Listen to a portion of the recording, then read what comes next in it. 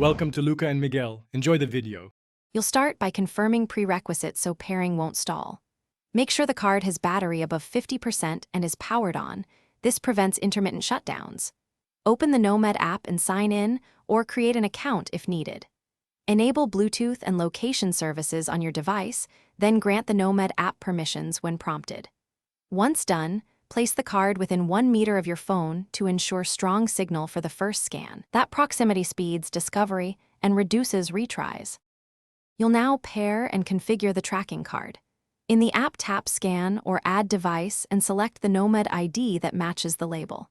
Follow the prompts to name the card, set update frequency and alert thresholds. Lower frequency saves battery versus real-time tracking. Make sure you accept any calibration or location accuracy checks, then check firmware under Device Settings. If an update is available, apply it now because firmware fixes stability and improves battery life.